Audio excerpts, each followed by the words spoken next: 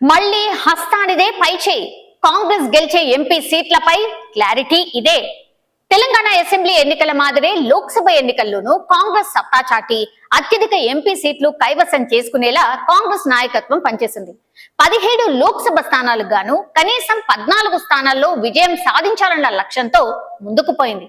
MIM, BJP, BRS లకు ఒక్కో స్థానం చొప్పున 3 పోయినా మిగిలిన 14 స్థానాలు తమ ఖాతాలో పడతాయన్న ధీమా పీసీసీలో వ్యక్తమవుతోంది. అయితే ఎంపీ ఎన్నికల్లో కాంగ్రెస్ బీజేపీ మధ్య హోరాహోరీ పోరు జరిగినప్పటికీ సామాజిక వర్గాల వారిగా కాంగ్రెస్ కు ఎక్కువగా మద్దతు లభించినట్టు అంచనా వేస్తోంది.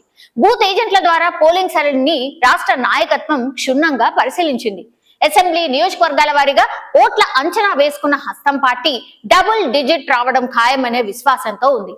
తెలంగాణలోని 17 పార్లమెంట్ నియోజకవర్గాల్లో నల్గొండ, ఖమ్మం, పెద్దపల్లి, మహబూబాబాద్, నాగర్ కర్నూల్, వరంగల్, పూనగిరి, జహీరాబాద్, ఆదిలాబాద్ సీట్లు ఖచ్చితంగా గెలుస్తామని కాంగ్రెస్ వర్గాలు వెల్లడిస్తున్నాయి. అంటే ఈ 9 సీట్లలో గెలుపు వార్ వన్ సైడే అని కాంగ్రెస్ నమ్ముతోంది. ఇంకా మిగిలిన 8 లోక్సభ స్థానాలను పరిశీలిస్తే రేవంత్ రెడ్డి సిట్టింగ్ స్థానమైన మల్కాజ్గిరిలో బీజేపీ నుంచి ఈటెల రాజేందర్, అధికార కాంగ్రెస్ నుంచి సునీతా మహేందర్ రెడ్డి, బీఆర్ఎస్ నుంచి రాగిడి లక్ష్మారెడ్డి బరిలో ఉండడంతో ఇక్కడ ముక్కోనపు పోటీ జరిగినట్టు అంచనా వేస్తున్నారు. మల్కాజ్గిరి పరిధిలో ఉన్న ఆంధ్ర, తెలంగాణకు చెందిన ఓటర్లు పోలింగ్ కోసం వారి సొంతూళ్లకు వెళ్లడం సైతం సానుకూల అంశంగా కాంగ్రెస్ భావిస్తోంది. ఇక సికింద్రాబాద్ లో కిషన్ రెడ్డి, హస్తం పార్టీ అభ్యర్థి దానం నాగేందర్ల మధ్య గట్టి పోటీ ఉన్నట్టు భావిస్తున్నారు.